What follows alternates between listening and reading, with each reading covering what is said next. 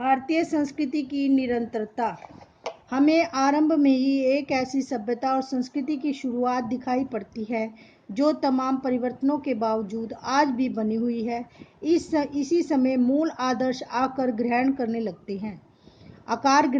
लगते हैं और साहित्य और दर्शन, कला और नाटक तथा जीवन के और तमाम क्रियाकलाप इन आदर्शों और विश्व दृष्टि के अनुकूल चलने लगते हैं।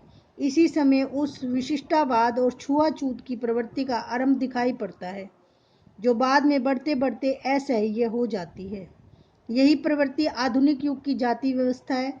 यह व्यवस्था एक खास युग की परिस्थिति के लिए बनाई गई। इसका उद्देश्य था इस समय की समाज व्यवस्था को मजबूत बनाना और उसे शक्ति और संतुलन प्रदान करना, किंतु बाद में यह उसी समाज व्यवस्था और मानव मन के लिए कारागृह बन गई। कारागृह माने जेल। फिर भी यह व्यवस्था लंबे समय तक बनी रही। उस ढांचे के भीतर बंधे रहते हुए भी सभी दिशाओं में विकास करने की मूल प्रेरणा इतनी प्राणवान थी कि उसका प्रसार सारे भारत में और उससे आगे बढ़कर पूर्वी समुद्रों तक हुआ। इतिहास के इस लंबे दौर में भारत अलग थलग नहीं रहा।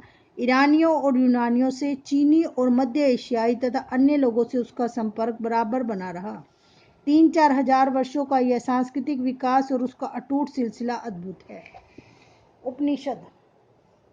उपनिषदों का समय ईसा पूर्व 800 के आसपास से माना जाता है।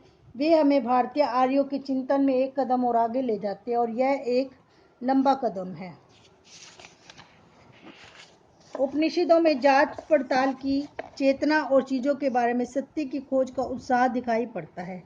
यह सही है कि सत्य की यह खोज आधुनिक विज्ञान की वस्तुनिष्ठ पद्धति से नहीं की गई, फिर भी उनके दृष्टिकोण में वैज्ञानिक पद्धति का तत्व मौजूद है। वे किसी किस्म के हटवाद को अपने रास्ते में नहीं आने देते। उनका जोर अनिवार्य रूप से आत्मबोध पर है, व्यक्ति की आत्मा और परमात्मा संबंधी ज्ञान पर है। इन दोनों को मूलतः एक कहा गया है। बाह्य वस्तु जगत को मिथ्या तो नहीं कहा गया, पर उसे सापेक्ष रूप में सत्य कहा गया, आंतरिक सत्य के एक पहलू के अर्थ में। उपनिषदों का सामान्य झुकाव अद्वैतवाद की ओर है और सारे दृष्टिकोण का इरादा यही मालूम होता है कि उस समय जिन मतभेदों के कारण भयंकर वाद विवाद हो रहे थे उन्हें किसी तरह कम किया जाए। यह समझन का रास्ता है। जादू टोने में दिलचस्पी या किसी किस्म के लोकोत्तर ज्ञान को सख्ती से निरुत्साहित किया गया है और बिना सच्चे ज्ञान के कर्मकांड और पूजा पाठ को व्यर्थ बताया गया है। उपनिषदों की सबसे प्रमुख विशेषता है सच्चाई पर बल देना। उपनिषद की मशहूर प्रार्थना में प्रकाश और ज्ञान की कामना की गई है।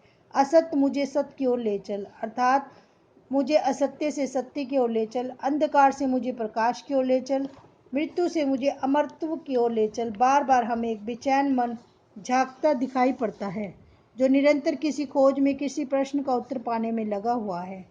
ऐतरेय ब्राह्मण में इस लंबी अनंत अनिवार्य यात्रा के बारे में एक बात कही गई है। हर श्लोक का अंत इस टेक से होता है, चरवेती चरवेती, हे मनुष्य चलते रहो चलते रहो।